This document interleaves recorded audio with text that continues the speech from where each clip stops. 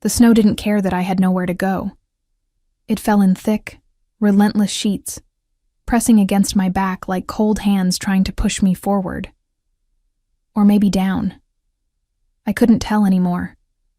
My boots had soaked through somewhere around the 3rd mile, and the numbness that had started in my toes had crept upward, until my legs felt less like mine, and more like borrowed things, unreliable and heavy. I stopped walking when the wind shifted, not because I wanted to stop. My body simply refused to take another step.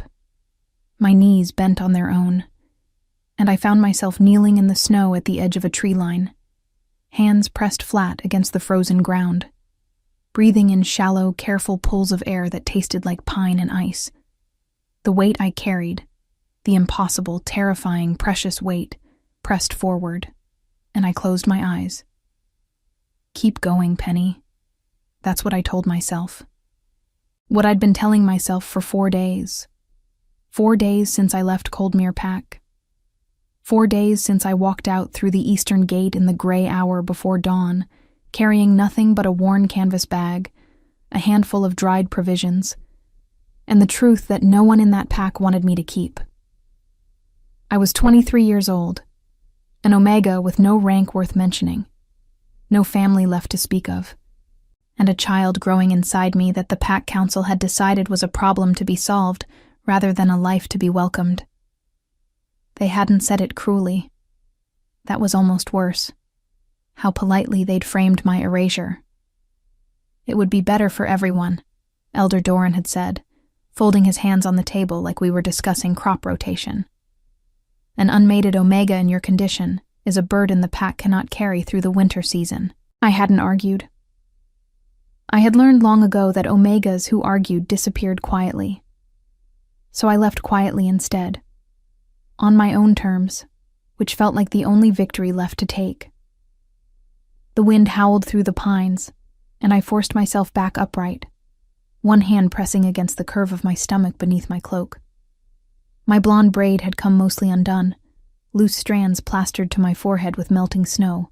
I probably looked like something the forest had chewed up and considered spitting out. And then I saw it. Through the trees, barely visible. But there, a shape that didn't belong to the wilderness. A roofline. Stone walls, dark with age and weather, but standing. A chimney, cold and smokeless. Windows shuttered from the inside, which meant the shutters were still attached, which meant the roof had probably held. I moved toward it before I'd made any conscious decision to do so. The house sat in a clearing that the forest seemed to have quietly swallowed over the years. Vines had climbed the eastern wall.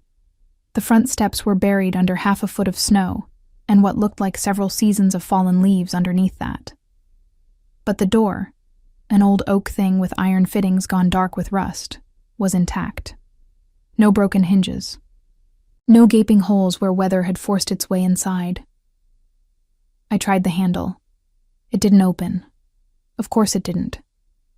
I stood there for a moment, swaying slightly from exhaustion, and then I noticed that one of the ground floor shutters on the left side of the house had a gap at its lower corner. Just a gap. Wide enough, maybe, if I worked at it. It took longer than it should have. My fingers were clumsy, and I had to stop twice to rest, leaning my forehead against the cold stone wall and breathing through the ache in my lower back that had become my constant companion these past weeks. But eventually the shutter swung inward with a groan of protest, and the window behind it, old glass, wavy and thick, was unlatched. I climbed through with considerably less grace than the word climbed implies. Inside, the darkness smelled of dust and cold ash, and something underneath both of those things. Something that had once been a home. Wood smoke, long faded. Dried herbs hanging from a ceiling beam, brittle and colorless with age. A table with 2 chairs. A hearth wide enough to stand inside. And beside the hearth, a stack of firewood that someone had left, or forgotten, or perhaps placed there with the quiet faith that someone who needed it would eventually arrive. I stood very still in the middle of that dark, cold room, and I cried. Not dramatically. Not the kind of crying that demands an audience. Just the quiet, helpless kind. Tears running down my face while I stood there with my canvas bag at my feet and my hands pressed to my stomach, feeling the faint, fluttering movement of the life inside me that had no idea how precarious our situation was. "It's all right," I told them silently. "I found us something. I found flint and steel in the kitchen drawer, which struck me as almost miraculous. The fire took on the third attempt, and I fed it carefully, adding small pieces first and then larger ones, watching the orange light spread across the stone floor. The room began to warm by degrees.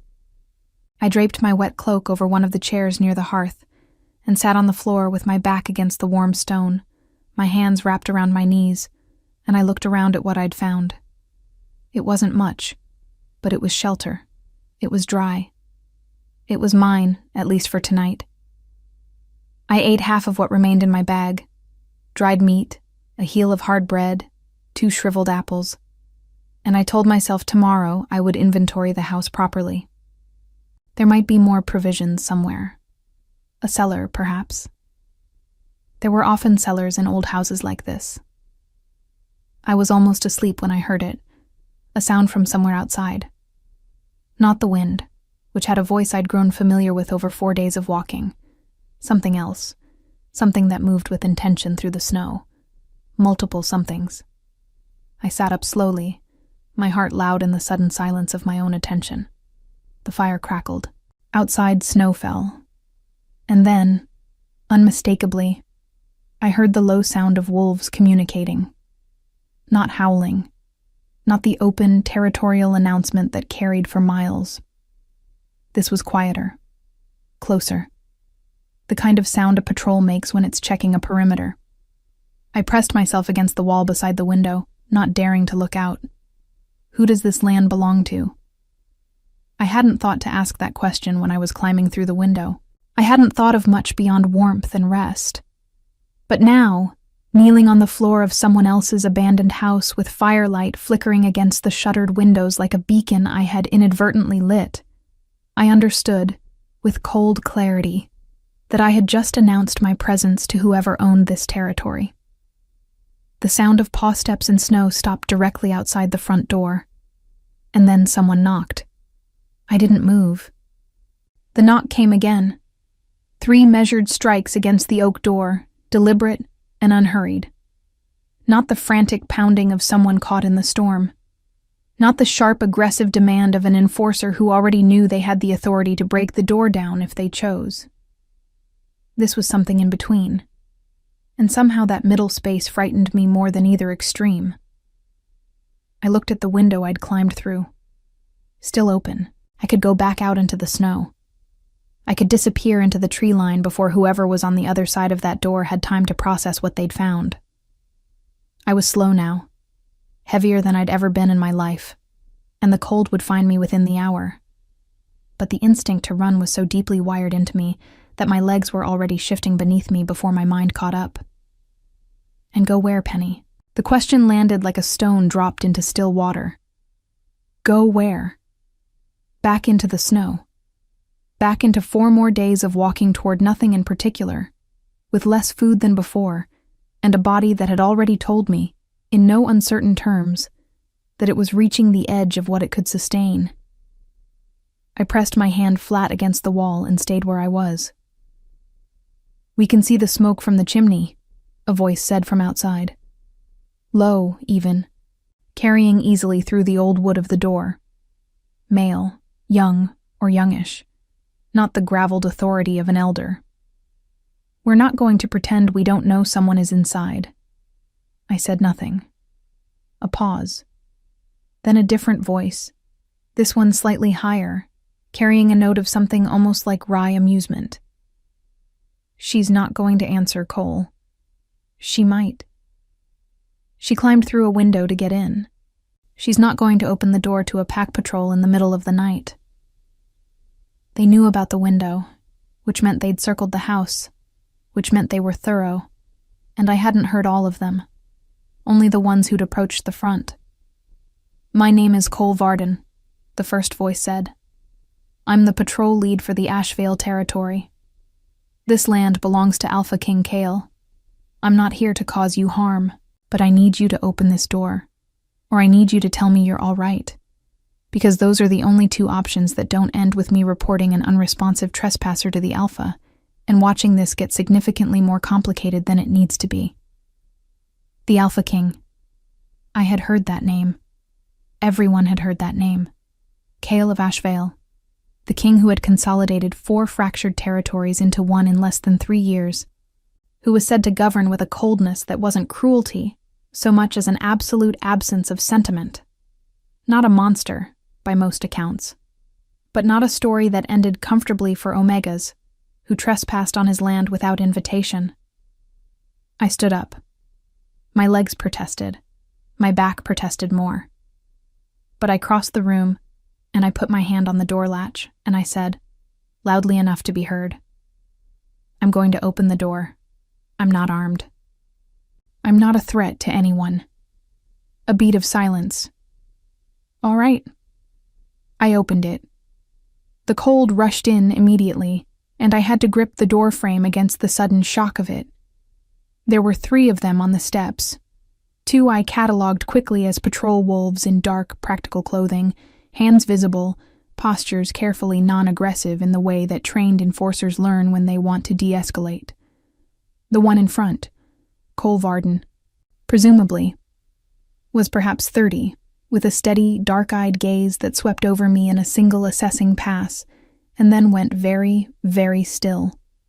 I watched him recalibrate. Whatever he'd expected to find, a rogue, a criminal, a territorial threat, he had not expected a woman with a blonde braid, half fallen out of its tie, dark circles under her eyes, a worn cloak dripping snowmelt on the threshold, and the unmistakable silhouette of late pregnancy beneath her traveling dress. Oh, he said. Just that. I didn't know whose territory this was, I said. My voice came out steadier than I felt. I've been walking for 4 days. I saw the house. I needed shelter. I'll leave at first light if that's what's required. Cole looked at the wolf to his left, who looked back at him with an expression I couldn't fully read. Then Cole looked at me again and said, with the careful tone of someone choosing their words with great deliberation, Where did you come from? Coldmere. Something shifted in the air between the 3 of them. Not alarm exactly. Recognition, maybe. Or the particular quality of silence that falls when people know more than they're going to say out loud. That's 4 days northeast, the wolf on the left said slowly. On foot. Yes. Alone? Yes. Cole was quiet for a moment. The snow fell around us, indifferent to the weight of the conversation.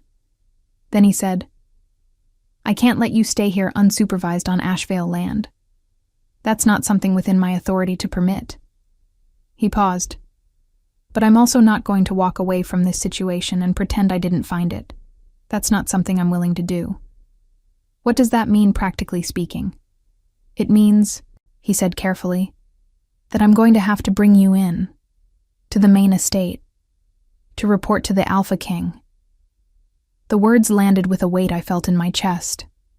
The AlphaKing. I thought about Elder Doran's politely folded hands. I thought about how easily the powerful disposed of inconvenient Omegas when the math of it suited them. And if I refuse? I asked. Cole's expression didn't change, but something in it softened, just slightly, in the way that people do when they're about to tell you a truth they wish they didn't have to. Then I report an uncooperative trespasser, and someone else comes instead of me. And I can't promise that someone else will stand here and have this conversation with you. I looked at him for a long moment. I looked at the snow behind him, thick and unrelenting. I looked down at my hands, still gripping the doorframe. I thought of the life I was carrying, who had no voice in this and no choice in this, who was depending entirely on mine. All right, I said. Let me get my bag. The Ashvale estate was not what I had imagined in the dark of the road. I had built it in my mind as something severe and cold. All stone angles and narrow windows, a place designed to project dominance rather than shelter anything living. What I found? When Cole's patrol brought me through the outer gates as the night deepened toward its earliest morning hours, was something that defied that picture entirely. The estate was vast, yes, but it had clearly been added to over generations. Older stone buildings connected to newer timber construction, lanterns burning along covered walkways, the sound of a river somewhere below the eastern slope. It smelled of wood smoke and pine resin and something warm underneath, the collective breath of a large household that had been there for a long time. A woman met us at the inner door, middle-aged, sharp-eyed, with the no-nonsense posture of someone who managed large numbers of people and had long since stopped being surprised by anything. She looked at me the way a doctor looks at a patient brought in from the cold, quickly, clinically, cataloging what needed to be addressed.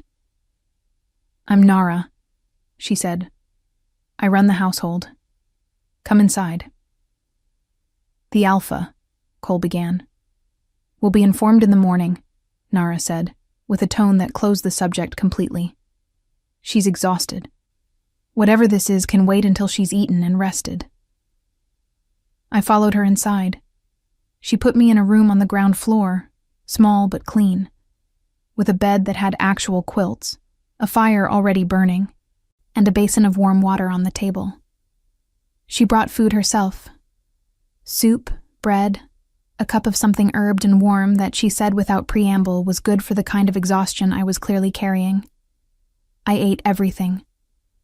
When she came back to take the dishes, she paused at the door and looked at me with an expression I hadn't seen directed at me in long enough that it took me a moment to name it.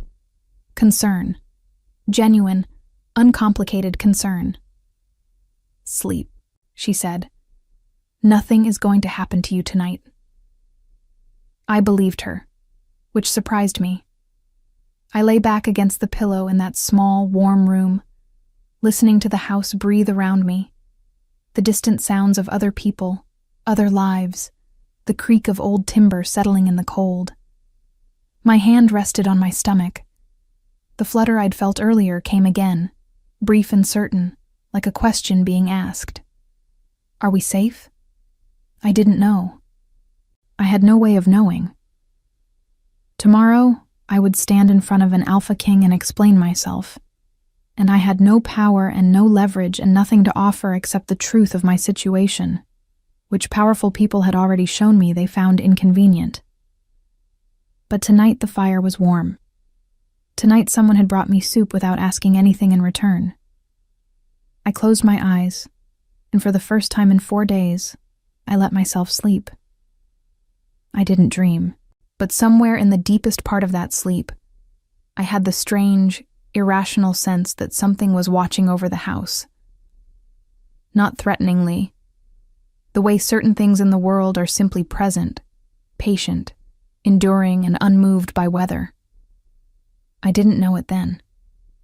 But in the morning, I would find out that AlphaKing Kale had been awake when Cole's report arrived, that he had come down the hall himself, silently, and stood outside my door for a long moment before turning away, and that he had told Nara to make sure the fire didn't go out. I woke to gray morning light pressing through the curtain gap and the distant sound of the household already in motion. For exactly 3 seconds, I didn't remember where I was.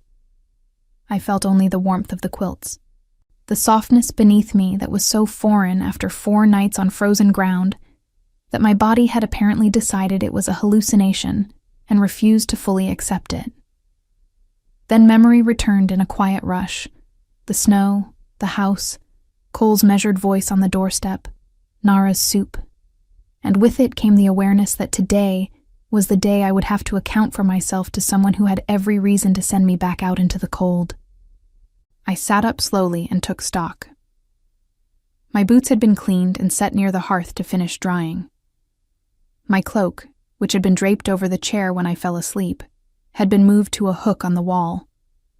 On the table beside the basin, there was now a small breakfast: bread, butter, a boiled egg, a cup of tea gone slightly cool, that hadn't been there when I'd closed my eyes. Someone had come in while I slept and done these small, careful things without waking me. I sat with that for a moment.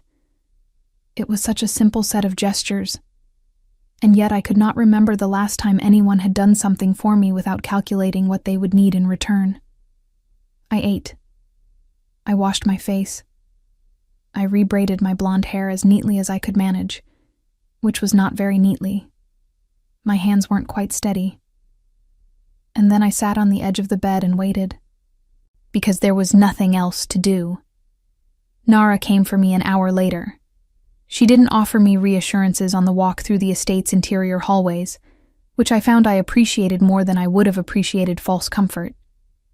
She walked at a pace that accommodated mine without making a production of it, and she pointed out, in the tone of someone passing along practical information rather than making conversation. The AlphaKing has been informed of the situation. He will hear what you have to say before any decision is made. He does not make decisions without information. That much I can tell you with certainty. What kind of man is he? I asked. Nara was quiet for a few steps. Precise, she said finally. He says what he means. He does not enjoy people who waste his time with apologies or theater. Tell him the truth plainly, and you will fare better than most. The hallway opened into a broader corridor, then into a room that stopped me at the threshold for a moment. Not because it was intimidating in the way throne rooms are designed to intimidate, with their high ceilings and their deliberate coldness. It was the opposite. It was clearly a working room, a large table covered in maps, ledgers stacked at one end, 2 chairs pulled close to a hearth where a fire burned steadily. Bookshelves lined 2 walls. Morning light came through tall windows that looked out on a landscape of snow-covered hills rolling away toward a dark tree line. And standing at those windows, his back to the room, was Kale. I had built a picture of him from the stories that traveled between packs, the way all important rumors travel. Carried in the mouths of traders and messengers, embellished at every stop. I expected someone designed to look powerful, broad and cold and deliberately imposing, the physical embodiment of authority. What I found was a man who simply stood very still. He was tall, yes. That part the stories had right. Dark-haired, with the kind of build that spoke of a life that demanded physical capability, rather than one that cultivated it for appearance. But what I noticed first, in the moment before he turned, was the stillness itself. The quality of someone who had learned to occupy space without announcing it. Someone who watched more than he spoke, and thought more than he watched. He turned when Nara closed the door behind me. His eyes were the color of deep water. Gray-green, difficult to read in the way that water is difficult to read, showing you a surface while hiding the depth beneath. They moved over me in the same assessing way Coles had the night before, but slower, more thorough. Not unkind, but entirely honest in their attention, which was somehow more uncomfortable than unkindness would have been. "Sit down," he said. "Not please sit, and not you may sit. Just the simple directive, without ceremony." I remembered what Nara had said about theater, and I crossed the room and sat in the chair nearest the hearth without comment. He remained standing. Not in the way that people stand to assert height over someone seated. He moved to the side of the table and leaned against it, which actually brought him closer to my level, and looked at me with that steady, water-deep gaze. "Your name," he said. "Penny. Pack. Coldmere, formerly." A slight pause at that word. Formerly. "You left." "I did." "Before or after they asked you to?" The question was so direct that it landed like a small stone dropped from a height. I felt the impact of it somewhere behind my sternum. He wasn't asking to be cruel. I could hear that. He was asking because he already had a theory, and he wanted to know if the truth matched it. "They made it clear," I said carefully, "that remaining would cause problems for everyone involved." Including you? Especially me. He nodded once, slowly, as if this confirmed something he'd suspected. Coldmere's council, he said, has a history of resolving inconvenient situations by relocating them rather than addressing them. I'm familiar with Elder Doran's methods. I looked at him. You know Doran. I know of him. There's a difference, and it's not a flattering one in his case. He was quiet for a moment, his eyes on the window, on the gray winter light spreading across the hills. Then he looked back at me. You walked 4 days through the Ashvale wilderness in the middle of the season's worst snowfall and took shelter in an abandoned property on my land. That tells me either you were desperate or you were reckless. Looking at you, I think it was the first one. Both, probably, I said. Something shifted in his expression. Not quite a smile. Not yet. But an acknowledgement of something. A slight easing of the precision he wore the way other people wore armor. The house you found, he said, belonged to my uncle. He died 3 years ago. I haven't decided what to do with it. He paused. It needed the chimney checked. Cole tells me the fire burned cleanly, which suggests the flue is still sound. I had the disorienting sense that he was telling me something sideways, something that wasn't quite the conversation we appeared to be having. I'm not asking for charity, I said. I want to be clear about that.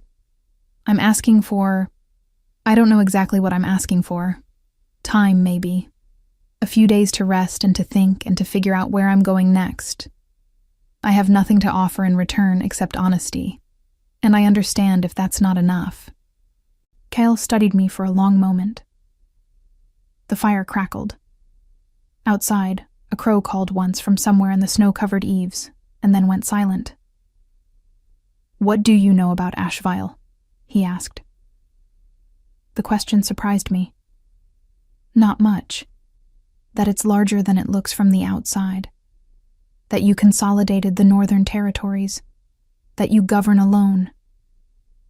That last part, he said, is more complicated than it sounds. He pushed off from the table and walked to the window again, looking out at those rolling hills. I have 4 territories under one banner, and a council that represents each of them. The council has been vocal lately about certain gaps in Ashvale's leadership structure. They believe a pack of this size requires more than administrative competence. They believe it requires visible continuity. I wasn't entirely sure what he was telling me or why he was telling me, but I kept quiet and let him speak. I mention it, he said, still looking at the window. Not to burden you with politics you didn't ask about. I mention it because I want you to understand that Ashvale is a territory in the middle of its own complicated season, and that what I do with your situation will be noticed and discussed, because everything I do is noticed and discussed. He turned back to face me. I need to think about what the right decision is. And I'm going to ask you not to make any plans to leave until I've had a day to think. I stared at him. You're asking me to stay. I'm asking you to wait, he said. There's a difference. I thought about pointing out that I had nowhere to go, which would have made the request somewhat academic. But something in the careful precision of his phrasing stopped me. He was not offering me charity. He was not making me a prisoner. He was asking genuinely for time, and treating me as someone capable of granting or refusing it. No one had treated me that way in longer than I could easily remember. All right, I said. One day. He nodded. And then, as if the conversation had reached a natural conclusion, and he saw no reason to pad it with social ritual, he walked back to his table and picked up a map, and I understood that I was being quietly dismissed. Not unkindly, but thoroughly. Nara was waiting in the hall. She looked at my face, apparently read something in it that satisfied her, and said, "Come. I'll show you the rest of the house." I followed her, my hand resting on my stomach, turning over the conversation in my mind like a stone found on a path. Smooth on one side, rough on the other, and heavier than it looked. That afternoon, sitting in the warm kitchen while Nara's staff moved around me with the comfortable efficiency of people who knew their work well, one of the younger women, a girl of perhaps 19 named Bess, with quick hands and a quicker smile, sat across from me with 2 cups of tea and said conversationally, "You know, the Alpha hasn't asked anyone to stay in years." I looked at her. "I'm sure he has guests." "Guests are different," Bess said, wrapping both hands around her cup. "Guests are invited and scheduled and managed. He asked you." She tilted her head. "He came down the hall himself last night. Did Nara tell you that?" "She didn't. He stood outside your door for a bit." She said it matter-of-factly, without weight, as if it were simply an interesting detail rather than a significant one. Then he went back upstairs and told the night staff to keep your fire going. She took a sip of her tea. "He hasn't done anything like that in a long time." I looked down at my cup and said nothing, but my hand had stilled against my stomach, and somewhere in the careful architecture of walls I'd spent years building around myself, something shifted. Just slightly, like a single stone moving in a wall that had been perfectly still for a very long time. One day became 3. I didn't plan it that way. On the second morning, I woke expecting Cale to summon me back to that map-covered room and deliver whatever verdict he'd spent the night constructing. Instead, Nara appeared at my door with a heavier dress draped over her arm, wool, deep gray, practical and warm, and said that the Alpha had been called into an all-day council session, and that I was welcome to move through the household freely until he was available.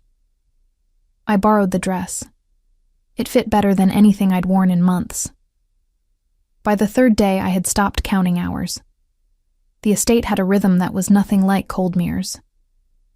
In Coldmere, the pack hierarchy made itself felt in 100 small daily ways. Who ate first, who spoke first, who moved aside in corridors and who didn't. The air there had always carried a faint pressure, like weather before a storm, the constant low hum of rank asserting itself over everything. I had lived inside that pressure so long I'd stopped noticing it, the way you stop noticing a sound that never stops. Here, the pressure was different in quality. Present, unmistakably, this was a pack under strong leadership, but not oppressive in the same way. The staff moved with purpose rather than anxiety. People disagreed with each other openly in the kitchens and the workrooms, and then continued working side by side, without the disagreement becoming a wound. Bess argued cheerfully with the head cook about the correct way to salt a broth, and nobody's rank was invoked even once. I watched all of this with the attention of someone who had been quietly studying social structures their entire adult life, because when you exist at the bottom of a hierarchy, understanding how power moves through a space is a survival skill rather than an intellectual exercise. What I concluded, by the end of the 3rd day, was that Ashvale ran the way it did because the person at the top of it had decided, deliberately, that it would. That the tone of a territory begins with its leader and filters downward through every interaction until it becomes the water everyone swims in without thinking about it. And that Cale, whatever else he was, whatever complications surrounded his governance, had chosen to build something that didn't feed on fear. That told me something important about him. I filed it away carefully. I saw him only once during those 3 days, briefly, at a distance. He was crossing the courtyard below the window where I'd been sitting with a book from the household's small library, moving quickly, in conversation with 2 men who carried the look of council representatives, their expressions tight with whatever argument was currently in motion. He glanced up once, seemingly by accident, and our eyes met for perhaps 2 seconds before he looked away and continued walking. 2 seconds. I returned to my book and found I'd lost my place entirely. On the 4th morning, Nara told me the Alpha would see me after the midday meal. I spent the intervening hours in the estate's small garden. More of a walled courtyard, really. the plants all dormant under their layer of snow, but sheltered from the wind and bright with winter light. I walked the perimeter slowly, the way my body preferred these days, one hand at my lower back, thinking about what I was going to say. The truth plainly, Nara had advised. But truth was a more complicated thing than the word suggested. There was the plain, factual truth. I am Penny, formerly of Coldmere, Omega rank, 23 years old, alone and without resources, and carrying a child whose father had left the pack 8 months ago and had not returned and was not coming back. That was the skeleton of the situation. It was true as far as it went. What it didn't carry was the texture of it, the particular quality of loneliness that comes not from being physically isolated, but from being surrounded by people who have collectively decided you don't quite matter enough to include. The way I had spent the last 3 years making myself useful, healing the sick, managing the pack's herb stores, teaching the younger Omegas what I knew about plant medicine, and how none of that usefulness had translated into the kind of belonging that would have made my situation anyone's problem but my own. I was good at being useful. I had never learned how to be necessary. The difference I had come to understand was the thing that determined whether people let you stay. Kyle was alone in the map room when Nara brought me in. The council representatives were gone. The table had been partially cleared, the ledgers stacked more neatly. A space opened up that hadn't been there before. He was standing at the window again, which I was beginning to think was simply where he stood when he was thinking. The way some people pace, and others go still. He turned when I entered, and this time I noticed that he looked tired. Not visibly, in the way of someone who'd slept badly. More the tiredness that accumulates over time. The kind that rest doesn't entirely fix, because it isn't born from sleeplessness, but from carrying weight for long periods without setting it down. I recognized that kind of tired. I'd seen it in my own reflection. "Sit down," he said. Same as before, direct, without ceremony. I sat. He remained standing for a moment, and then, apparently deciding something, he pulled the second chair away from the table and sat in it himself, which put us at the same level, facing each other across a few feet of space with the fire at his left and the window's gray light at mine. "I've been thinking about what you said," he began. "About asking for time, about having nothing to offer except honesty." "I remember. I've also been doing some inquiry, quietly." He said it without apology, which I found I preferred to an apology. Coldmere's internal politics are more visible than Elder Doran would like to believe. The decision to ask you to leave was not unanimous. There were 3 council members who objected. They were overruled by Doran and 2 others who have been managing the pack's public image above its people's welfare for some time. A pause. That's not to say the decision wasn't legal by Coldmere's own governance structure. It was. I'm simply telling you what the inquiry found. "Why?" I asked. "Because I want you to know that I looked, that I don't make decisions about people based on what one side of a story presents." He rested his forearms on his knees, a gesture that struck me as unconsciously less formal than everything else about him. And because what I'm about to say will make more sense if you understand that I investigated rather than assumed. I waited. "Ashvale has a healer position," he said. "The woman who held it for 15 years retired at the start of this season to live closer to her daughter's family in the Southern Territory. We've been managing without one since then. The council has been pushing me to appoint someone from a shortlist they've compiled." A slight pause. "I find the shortlist politically motivated rather than practically sound." I looked at him very carefully. "You know I have training in plant medicine. Nara spoke to you for 3 days. Nara doesn't speak at length to people she doesn't find worth speaking to." He met my gaze directly. "She also told me that you identified correctly, and without being asked, that the herb bundles in the abandoned house were marsh rosemary and late yarrow, and that the combination suggested whoever lived there had been managing a long-term joint condition. That's not common knowledge." It's also not formal training, I said honestly. I learned from the Pack's healer at Coldmere. I worked alongside her for 6 years, but I don't have a credential that a council could point to. And the previous Ashvale healer had no formal credential either. She had knowledge and judgment. He paused. What I'm proposing, and I want to be clear that this is a proposal, not a directive, is that you take a temporary position as Ashvale's working healer. Housing would be provided within the estate. Meals, supplies, everything practical that the role requires. The arrangement would be assessed after 6 months by both of us, and either party could end it with appropriate notice. The room was very quiet. The fire crackled. I could hear faintly the sound of the courtyard below. Someone calling to someone else, a dog barking once and then going silent. You'd be offering shelter to an unmated Omega in late pregnancy, I said. In a territory where your council is already making noise about your leadership. That's not a neutral political gesture. No, he agreed. It's not. Why would you do that? He was quiet for a moment.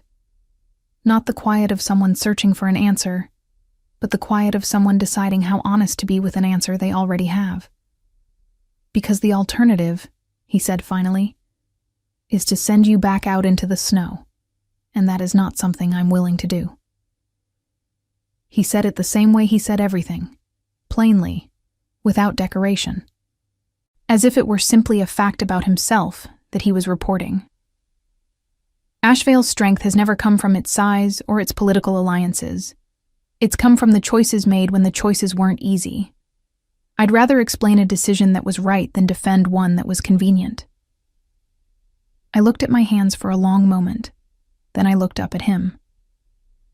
There's something you should know, I said, about why I'm in this situation. The full version, not the outline. I assumed there was, he said, and he leaned back slightly in his chair, in the way of someone prepared to listen for as long as it took, and said nothing else. So I told him. All of it. Not the rehearsed version I'd been constructing in the garden, but the real one, with all its irregular edges. The father who had been a traveler passing through Coldmere, charming and temporary, who had spoken about returning in a way that I had believed, because I had wanted to believe it. The months of managing alone, doing my work, keeping my head down, telling myself that it would resolve itself, and that I was capable of handling whatever came. The council meeting I hadn't been invited to attend, where my future had been decided without my presence. The morning I had walked out through the eastern gate with my canvas bag and my dried provisions, and the absolute certainty that whatever came next would be better than staying where I wasn't wanted. Cale listened through all of it without interrupting once.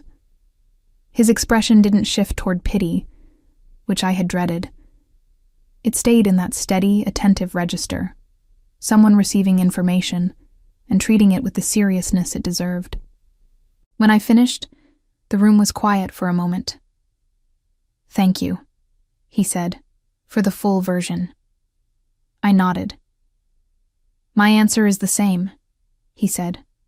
The position is yours if you want it. I thought of Bess's easy laugh in the kitchen, of Nara's no-nonsense competence and her quiet gestures of care, of the courtyard in winter light and the way the estate breathed around its inhabitants like something living, of the fire that had been kept burning through the night for someone who was, at that point, still a stranger. Yes, I said. I want it. Something in his expression settled. Not dramatically, not the way relief looks in stories. Just a quiet resolution, like a held breath released. He stood and extended his hand across the space between us, a formal gesture of agreement, the kind exchanged between equals confirming a decision. I stood and shook it. His grip was firm and brief and entirely straightforward, and when he released my hand, he said, Nara will arrange the healer's quarters. They're better than the room you've been in, warmer, with more space. He paused. You'll need this space. In a few weeks. It was perhaps the most understated acknowledgement of the situation anyone had ever offered me. I found, unexpectedly, that it made me want to laugh. A real laugh. The kind that had been very scarce lately. I managed to keep it to a smile. He noticed. And this time, the slight shift in his expression moved clearly enough in one direction that I could name it without uncertainty. He smiled back. Winter broke slowly, the way it always does in the Northern Territories, not in a single dramatic thaw, but in increments, one gray morning at a time, until you look out the window one day and realize the light has changed quality without you noticing exactly when. I noticed it on a Tuesday in late February, standing in the healer's workroom that had become, over the past 6 weeks, the most genuinely mine that any space had ever felt. The herbs I'd gathered from the estate's dried stores were arranged along the window shelf in the order I preferred. My notes, observations, formulations, the careful records of every member of the pack I'd treated since taking the position, filled 2 ledgers that I'd requested from the household stores and received without question.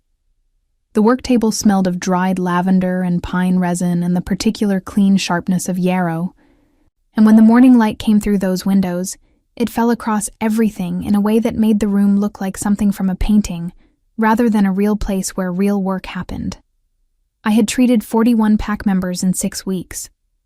Everything from winter coughs and inflamed joints to a badly sprained wrist on one of the patrol wolves who had fallen during a night crossing and hadn't wanted to report it because he was, in Bess's affectionate assessment, deeply stubborn about that kind of thing.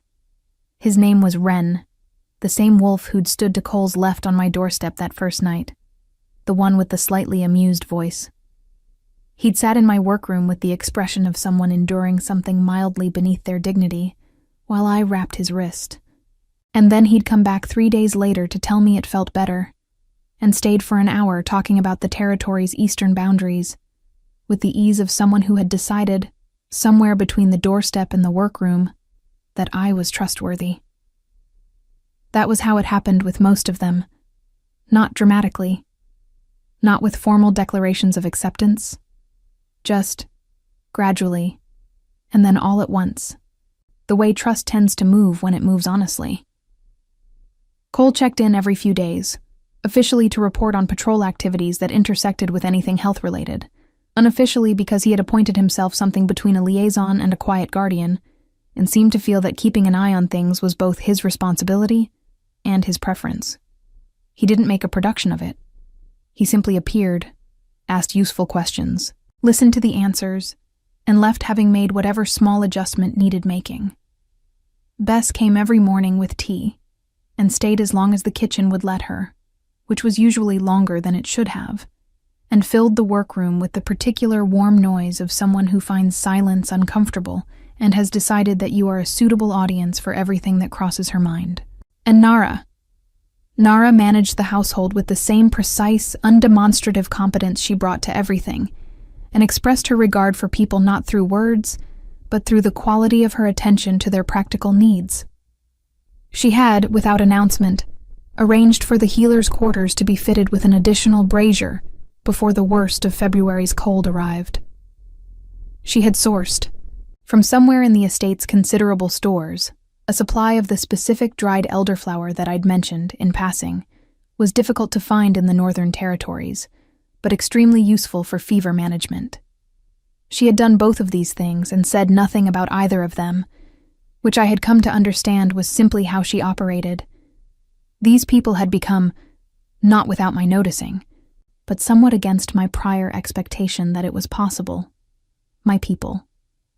Not in the formal, hierarchical sense that pack membership implies, in the older, quieter sense. The sense of people whose faces you know, and whose voices you recognize, and whose well-being you find yourself thinking about when you wake in the morning. I had not expected that. I had expected to be tolerated. I had arrived prepared for tolerance, with all my defenses calibrated for it. What I'd gotten instead had required a completely different set of responses, and learning them had been the most disorienting and quietly wonderful thing that had happened to me in years. Cale and I had developed our own rhythm in the weeks since our agreement. It was not what I would have predicted from that first meeting. I'd anticipated formal distance. the professional courtesy of a leader toward a useful appointee, correct and unmistakable in its limits. What actually developed was something more complicated and more interesting. He came to the workroom twice a week, ostensibly to review whatever health matters he needed to be informed about as pack leader. Outbreaks, injuries, anything systemic that his governance needed to account for. In practice, these meetings regularly extended past the practical agenda into something that was simply conversation. He asked questions that suggested he had been thinking about things we'd discussed previously. I asked questions back, because I had learned that he preferred exchange to performance, and because I was genuinely curious about how he thought. He had been the Alpha King for 6 years. He had taken on the role at 28, following the death of his father, in a territory that was already beginning to fracture along old boundary lines. The consolidation of the 4 territories, the thing that had made his name, had taken 3 years of negotiations, compromises, and at least 2 situations that he described in the brief, neutral language of someone who has processed difficult events and filed them away, rather than carrying them constantly forward. He was, I had concluded, a man who felt things deeply and had learned to express them obliquely. Not out of coldness, but out of a precision about language, a sense that words meant things and should therefore be used carefully rather than abundantly. He said less than most people and meant more by what he said, and once I understood that, conversations with him became a different experience entirely.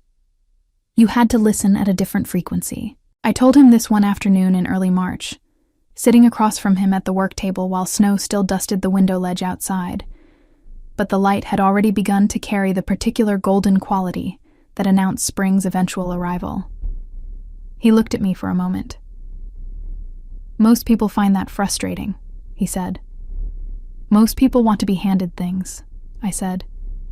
"I've spent my whole life learning to read what wasn't being said directly. You just happen to be worth reading." A silence, the kind that has texture. "You're very straightforward," he said. "For someone who spent years being told their observations didn't matter." "They told me my rank didn't matter," I said. "I never agreed about the observations." He looked at me with that water-deep gaze for a long moment, and then he said quietly and without preamble, "I'm glad Cole's patrol found you." I thought about the snow that night, the chimney smoke rising through the dark, the terrifying, exhausted calculation I'd made at the threshold between running and staying. "So am I," said. My daughter arrived on the 14th of March, in the early morning hours when the household was just beginning to stir. Nara was there, and the estate's midwife, a calm, experienced woman named Petra, who had delivered more than 40 pack children and approached the entire endeavor with a brisk, cheerful competence that I found enormously steadying. Bess was there too, in the corner, officially for moral support, and unofficially because no one had been able to convince her to leave. And she had spent the last 2 hours holding my hand and talking about completely unrelated things in the evident belief that distraction was a form of medicine, which honestly was not wrong. She was small and pink, and furious about being in the world, my daughter.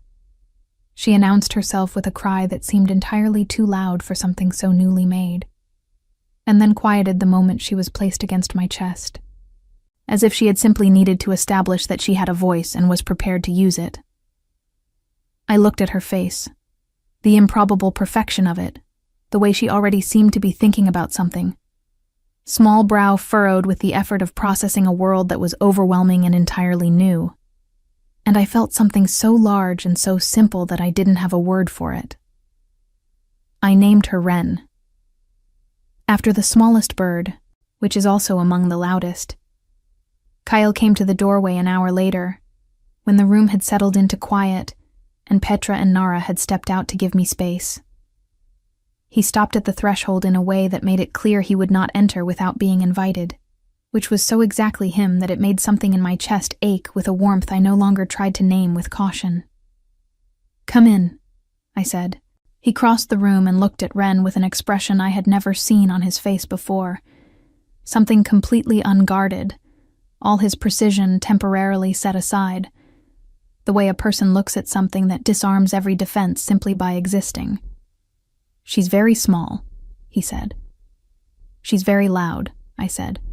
"She comes by it honestly." He looked at me then, and I saw the same unguarded thing still in his eyes, wider now and directed at me. And I understood that whatever complicated sideways thing had been building between us over these weeks of workroom conversations and careful distances and small gestures that meant more than they said, it had arrived somewhere, not with ceremony, not with declaration, just with the quiet certainty of something that had been true for a while and was simply now acknowledged. "She has somewhere to be," he said finally. "Both of you do." He said it in that way he had, plain and direct, and meaning more than the words. "I want you to know that. Whatever you decide, going forward, about what this is and what you want from it, you have somewhere to be. In Ashvale. I mean that without conditions." I looked at him for a long moment. My daughter made a small sound in my arms and settled deeper into sleep. "I know," I said. "I've known for a while." Spring came fully by April. The courtyard garden woke up in stages, snowdrops first, then the earliest crocuses pushing through softened earth, then the gradual return of green to the hills beyond the estate walls. The pack moved differently in spring, lighter, the accumulated weight of winter months releasing slowly from collective shoulders. Wren grew the way new things do, rapidly, and with a single-minded commitment to the business of existing that I found instructive. She was curious and stubborn, and had a way of looking at unfamiliar people with an evaluating steadiness that Cole, meeting her for the first time at 6 weeks old, said reminded him uncomfortably of the AlphaKing, which made Cale, who was standing nearby, go entirely still for a moment, before something in his expression shifted into what I had learned to recognize as the version of amusement he allowed himself in company he trusted. The council, for their part, had surprised me. There were 2 members who had opposed my appointment quietly, and continued to do so, in the way of people who have decided their position is a matter of principle, rather than examining whether the principle still applies.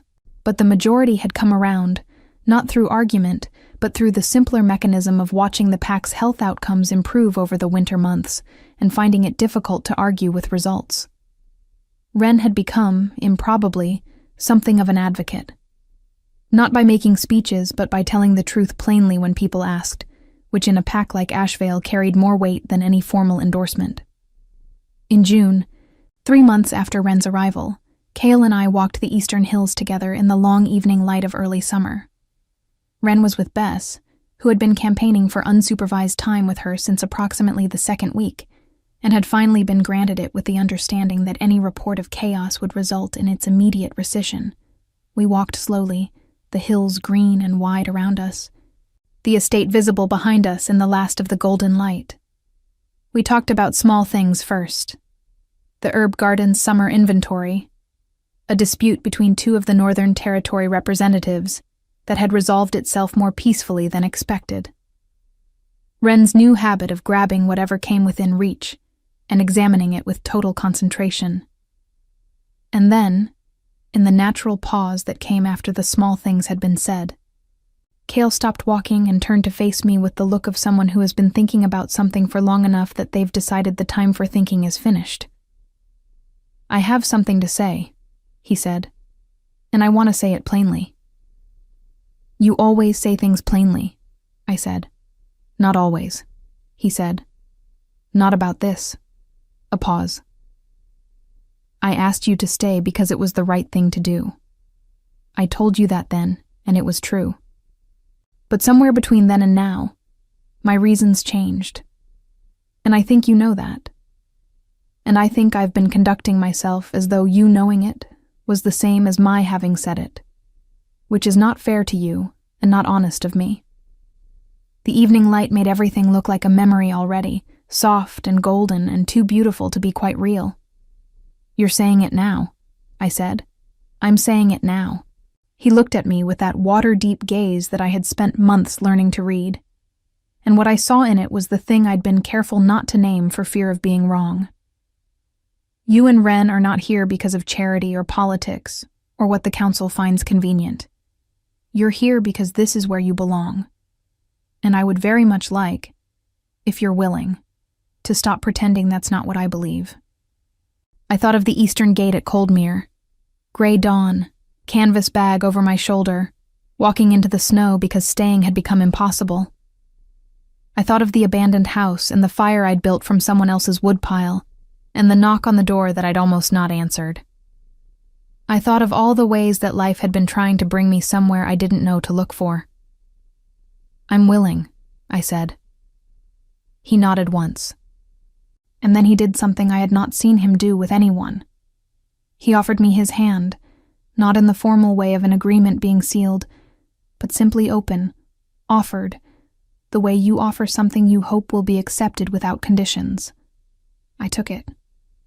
We stood on the green hill in the summer evening, and the estate waited below us, full of firelight and familiar voices, and a small daughter being cheerfully spoiled by someone who had decided she was a personal responsibility. The river caught the last of the sun somewhere below the eastern slope, and the hills rolled away in every direction, wide and unhurried, patient in the way that land is patient, having seen everything and rushing nothing. There was no ceremony to mark the moment, no public declaration.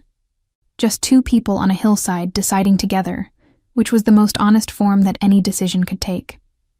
In the years that followed, Ashvale grew quieter in the way that territories do when they have found their equilibrium.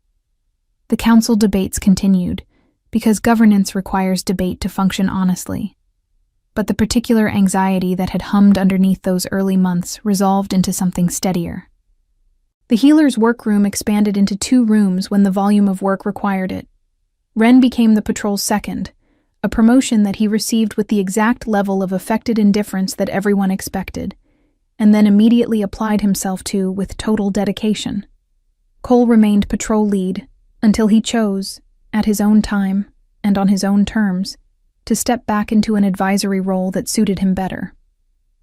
Bess, as predicted by everyone who knew her, became indispensable to the household in approximately 7 different capacities simultaneously, and seemed to find this arrangement entirely satisfactory. Nara retired from active household management when Ren was 4 years old, in the quiet, deliberate way that Nara did everything, after ensuring that every system she had built continued to function perfectly without her. She moved into a smaller house on the estate grounds and spent her mornings in the garden and her afternoons, frequently in the healer's workroom, where she had discovered a late-life interest in plant medicine that I suspected had always been there and simply needed room. Ren grew up in the green hills and the long corridors and the warmth of a household that had always treated her as belonging to all of them collectively, which she accepted as her natural due with the easy confidence of a child who has never had reason to doubt her welcome. She had her father's stillness, and her mother's habit of watching carefully before speaking, and a laugh that Bess claimed was loud enough to be heard from the courtyard, which was probably accurate. She was 7 when she asked me, one evening in the healer's workroom where she often came to sit while I worked, why we had come to Ashvale. I thought about it for a moment, about all the true answers, the snow, the exhaustion, the window I'd climbed through in the dark. I was looking for somewhere safe, I told her, and I found somewhere I belonged instead. Those aren't always the same thing. When you're lucky, they are. She considered this with the gravity she brought to important information, and then she nodded, apparently satisfied, and went back to the book she'd been reading. I went back to my work. Outside, the evening settled over the hills of Ashvale in its unhurried way. The same light it had always been, golden and wide and patient, falling over a territory that had learned, through effort and difficulty and many small decisions made honestly, what it meant to take care of its own. And inside the estate, in the rooms that had become home so thoroughly that I could no longer fully remember what not having a home had felt like, the fires burned steadily through the coming dark, tended and certain, the way some things are when they have finally found their place.